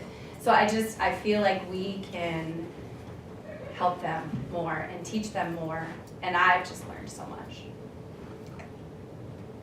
I just sent her a text message last night that said, thank you for making me a better teacher, because I really feel like I know that I am from having the opportunity to teach with somebody else and not have somebody in the room observing, but truly teaching with. And we're challenging each other sometimes out of our comfort zones, which is good. But we are also a lot alike, so sometimes I'll be like, oh, I was thinking this, and oh, I was just gonna ask you the same thing. So that's a positive, that it's worked for us really well, and it's a positive for the kids that we are becoming better because of what we're doing, which then impacts them. And I think as far as the co-teaching models, you know, I think it's always great to have 2 adults in the room, but when you have 2 adults actually teaching, it's the best model. I mean, it really is. It's the best model. You're getting the best of both worlds, I think. And I have all the gamut of the co-teaching models. I do all of them in 3 different classrooms, and they're all great. They're all great, but I do feel as though 2 truly teaching is, and planning and being very intentional with what we do is the best. Can you talk about planning time and how you Yes. plan your lessons? and your So lessons and we, the things? 2 of us, are very fortunate that we have the same lunchtime. So we have just made it a point to say every Thursday, we're gonna eat our lunch together, and that is our common planning time. And then what doesn't get done in that time is done through emails, text messages, phone calls. And we have learned Or to whatever. really, really enjoy Google Drive. Because we can be at home at 10 o'clock at night and we could both be popping in, here's my idea, which one do you like? And oftentimes we'll be popping in the same thing. I think one of our best lessons, we were on the document at the same time at our, you know, we just were both working from home, and she was putting websites and examples of anchor charts and stories, and I was inputting at the same time and reading what she was writing, and it was like, oh, this is great. So Google Drive has really helped being So that you have collaborative. a common planning doc that you use? We create one based on a unit. So Yeah. like we have a document that was for cause and effect. Yeah, okay. So we have all of our ideas in there, Right. in that document. She'll put stuff in, I'll put, and then we'll star stuff. And we had it, and we had like a different one for summarizing, and Yeah. so that's been a real helpful tool, especially for people, I would think for people who don't have common planning. You can't get everything planned in a week for 2 classes in just one common planning time, so that's been helpful. You know, mini lesson wise, I might do the major planning, but then I'm gonna communicate that with her, and this is what I want you to do. And we both, I think, take direction well, but we also lead well. So that works for us, because I might say, okay, this is my mini lesson, but here's the part of it that I need you, you know, that I want you to be a part of, or we're gonna read this together, so here's, like, you notice we had 2 books. We had 2 books, we didn't just have one Charlie Anderson book, you know, so that's pretty important, I think. And like that book, so this was our second cause and effect mini lesson. The first one, I picked out the book and I shared it with Tara and said, this is what we're going to use, and we both taught it. Tara, I'd never heard of Charlie Anderson. She brought in the book, I read it, we agreed to use it, and then kind of went from there. So we're bringing in each other's ideas and building off of it. I think, I was just gonna say, I think one challenge, and even getting along and thinking as much alike as we do, getting over that fear of stepping on each other's toes. I think that was a little bit like, we would have conversations like, do you feel like I'm doing too much? I hope I'm not doing too much. Do you feel like I'm doing enough? Am I not doing, you know? And I think even knowing each other before having to do this, we still had some of those insecurities of, am I doing enough? Am I doing not enough? And did I say the wrong thing? And I think we've just learned that we've got to have that level of trust to say, just speak up and be honest and not worry about that. And if I didn't tell you that something was wrong, then nothing was wrong. I don't think it would work to not have that communication. How does it affect grading for the 2 people? That is difficult. We have, as we mentioned yesterday in the pre-brief, we have, depending on what the writing assignment is, we will each, like the kids will each have a copy, or if it's on Google Drive, they'll share it to both of us. we each have a copy of the rubric, grade it independently, and then compare our rubrics and try to mesh them. Or have the conversation, well, I graded here and you graded here, you know, which, you know, and then have that discussion. And sometimes one of us was just like, okay, I Yeah, wasn't like, thinking what was there, I yeah, I thinking? agree with you, kind of, you know, Exactly, how that exactly, goes. like, I don't know why I marked Yeah. that, yeah, I agree with you. Other times we've taken a few things and said, okay, you take these 3 things on the rubric, I'll take these 3 things on the rubric, and then we'll mesh them. Our goal is to be as consistent, so we're not gonna I'm not gonna take 10 of the kids' assignments and she's gonna take 10 of those assignments and we'll just grade those, because then there's not that consistency. So if I'm gonna do that, I'm gonna take all the kids writing and just do 3 parts of the rubric. You know, that consistency is so important. Right, right.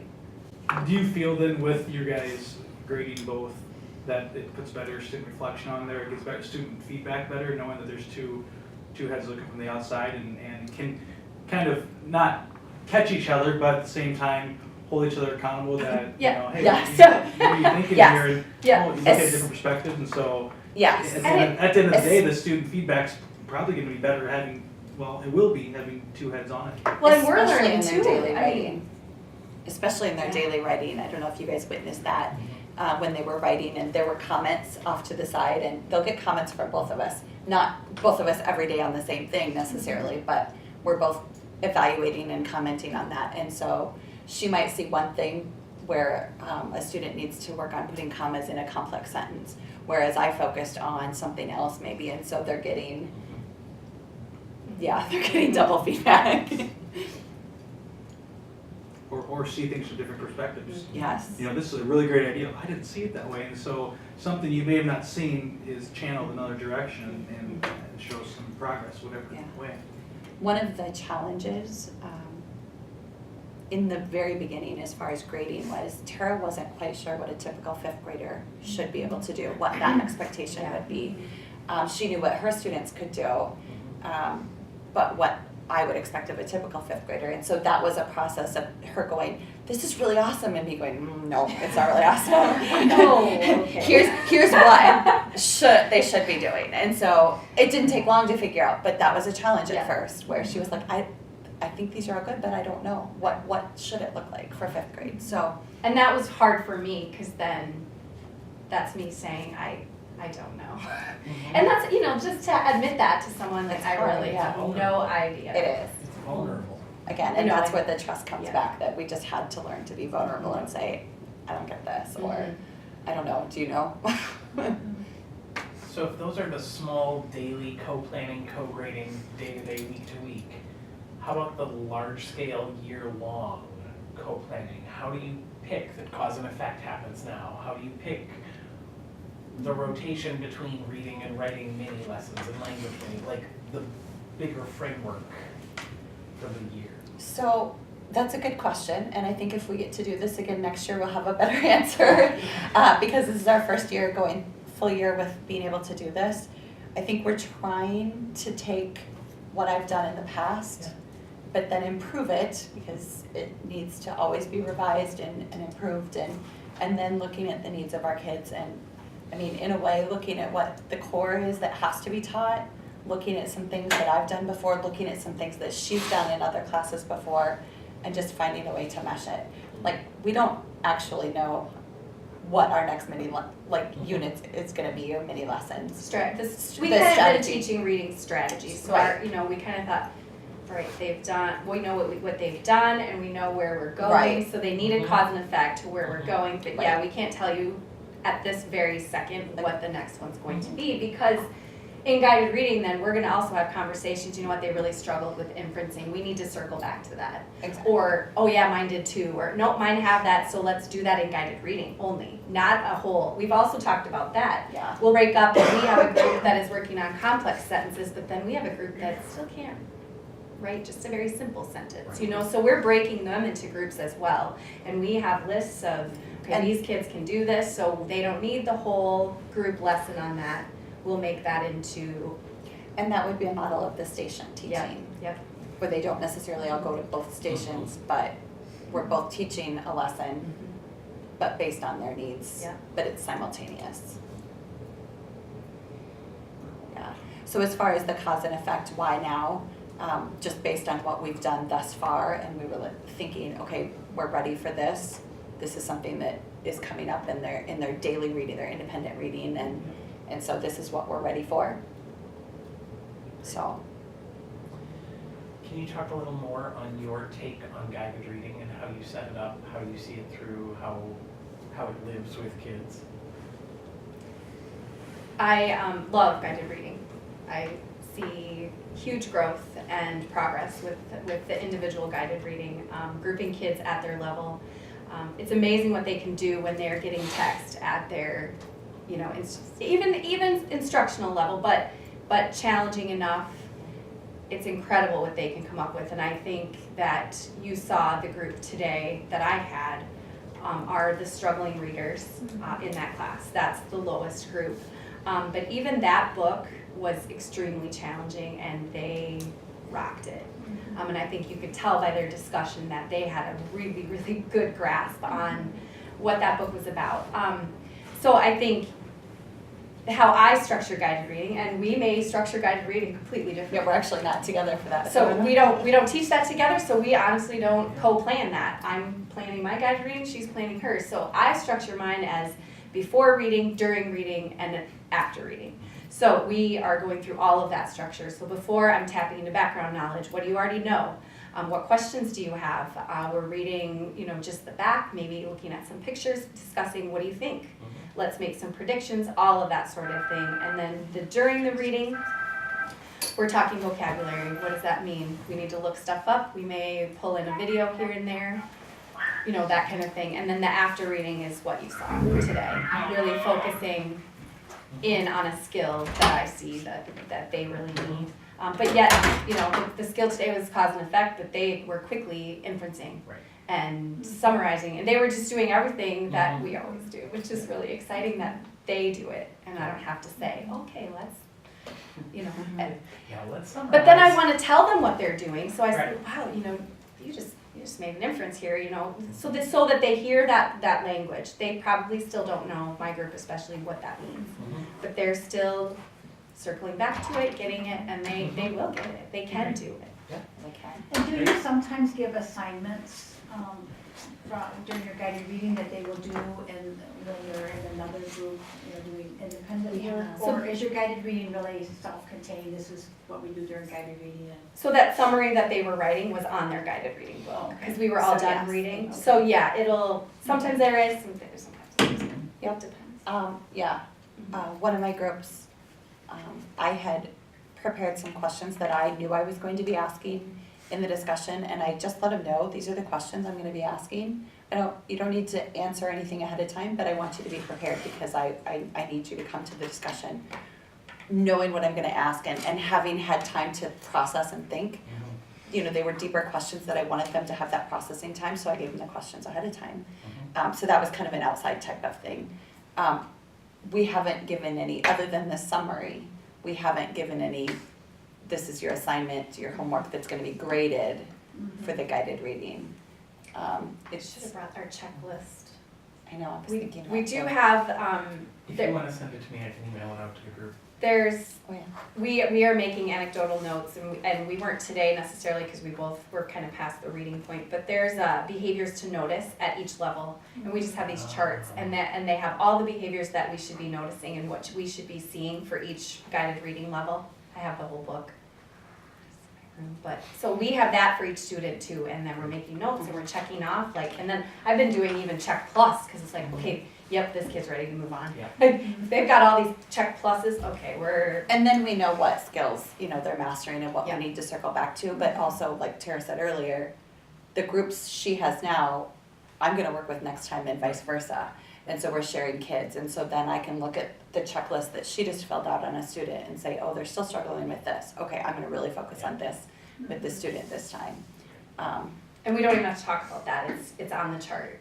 It's on their checklist, and there's notes at the bottom, so we don't, we do talk about it, especially if somebody's really struggling, or if they're really, they ready need to move on. We do have a conversation, but for most of them, we just, okay, look at the checklist. Yeah. And as far as my guided reading structure, actually, it's pretty much the same thing. spend at least one solid time, if not two, building the background. I think we both tend to use videos or pictures to kind of tap into that. But then the reading, the during, and then the after, and so yeah, mine's structured the same way. We're coming up on close to the end of our time together. The last question that seems to be hanging out there is the wide range of kids versus a narrower range of kids in a class, and then for kids in a similar situation but in a not co-taught class. Can you do like 1 minute on that and then we'll move on to round 4? I know it's a lot for 1 minute, I'm sorry. Okay. If you would have asked me before this experience, I would have said that's too big of a range, it's just not gonna work well. And now I think it's actually ideal. I really love the range that we have. And because they're comfortable with their instructional level, and because they're having success at their level, nobody feels bad that, oh, I'm in this group.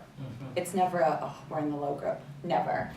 It's never been, we're in the high group. You know, sometimes you get those kids that feel really good about themselves, well, I'm in the high group. We haven't even had that. So I do think the range is working, but it could be the dynamics and personalities of the kids this year too. I do the same structure in my 3rd hour reading class, which is not co-taught, but it's just reading, so I'm not bringing the writing in as much because they have a separate writing class. But I do still do the guided reading groups. I still have rotations occasionally, and they'll be doing independent work when I'm not having a guided reading discussion with them. And I also have that same range in that class as well.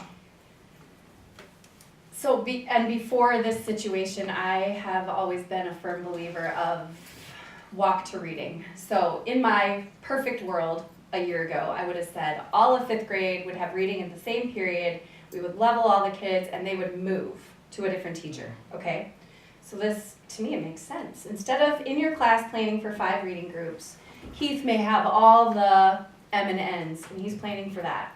Sarah may have all the ST leveled kids, and so all the 5th graders are walking to reading. That was kind of my experience and my comfort zone, and not that we haven't done that here per se, but this has been the first time I've been co-teaching 5th grade reading, so in my head, it's like, oh, that would be perfect. And now that is gone. I think the way it is structured and the way it can be structured without co-taught, her 3rd hour class proves that as well, that you don't need that co-taught setting. The kids that I have, you know, my students with the IEPs and our students, but the students with IEPs, you know, obviously they need that more, but it's working in both situations. Now, we are the only co-taught besides the advanced. Carol does co-taught with the advanced readers. So there are other co-taught settings, just a little bit different. You know, we have the students with IEPs, and then they have the tag students or GAD students. So Great. Awesome. Well, we're really close to the end. Would you take just a moment and jot down so based on yesterday and today, what are you going to take back to your classroom? What's your next step? What's your next challenge for yourself? And then you can invite the 2 of you and myself to do it also. So, and if you're willing to share what that would be with the group, that would be great. Even in elementary music, I want to look for ways to incorporate student independence and give them the chance to work independently more often, because I do so much full group work, and I think that has its place, but I think there are probably places for more release of responsibility. I want to try to do some more intentional planning and using the team, kind of a tag team teaching approach in at least one, and just a place to get started for more of that. I could go off of that. I would maybe like to take more of the team and station teaching models to my other co-taught settings as well. I'm a little concerned about the planning part of that, but I'm going to try. And I'm interested in doing that too, where Keith and I talked about this, because we were in the class together right after yours. exploring this in our classes too with the identified tag kids. Can I ask a quick question about, do you and Mr. Peterson have the same reading time with Carol? No, it's separate. Oh. So I'm in I Steve's was room thinking 1 you could hour and I'm 3, Right. we could do something with 3 and I was getting really excited. Yeah. Okay, so it's different periods. Right. And that's, I am all about trying, you know, in organizing, I see so many benefits to this. And they were very engaged too, and there's so efficient, you know, use of everyone, the resources and the time. And I wonder about doing this as by myself in the morning, what that would look like compared to, you know, doing it with Carol. But so that's my next step, is to start planning and organizing and working with Carol to see what that might look like for us and when that would look, you know, when we would implement it and all those questions. So there's a lot of planning involved. So Right, It does get easier. Yes, It does The get more you do easier. it, it really does get easier. We kind of have fun now. That's Like at okay, first it was, clearly. oh, It was man, I have to stressful. go down to Sarah's room. I have so much to do. I have 4 IEPs to write. Like, no, you just have so much. You would say that too. No, yeah, like, oh, I have so don't much have time to do. I don't have time to plan with Tara. Because it's kind of, at first, it's easier to just plan by yourself. And we weren't as efficient in the No. beginning. No. Because But we, your systems are in Yeah. place now Yeah. with each other Yeah. too. With each The other. high And our level of comfort zone trust and, and- the yeah. trust and now it's fun. Yeah. I think. Great. Did you want to share yours? It's fine then Um, well, I just want to keep moving forward with the work that we've done thus far. And as great as today went and as great as it's been going, I think there's still things that we can refine, even on the side of our planning. And I personally know I need to continue to work on the not doubting myself when teaching with somebody else, and just trusting the process and trusting that we're both professionals and not doubting, did I do too much today or did I not say enough today, or ooh, she gave another example of something in a different way than me, and trusting that that doesn't mean that the way I presented it was wrong, it's just a different way. And just that self-confidence is I need to work on. Great. Well, I want to thank you all for being part of this. This was a really great 2 days to get to spend together. As you are thinking about these things, remember that instructional coaches are here, so if you want an extra assist, we would be happy to, I would be happy to, or anybody else on the team would be happy to help in any way that we can. Thank you, Tara. Thank you, Sarah. Thank you, Thank you. observers. Thank you, guys. Thanks, everybody. Thank you.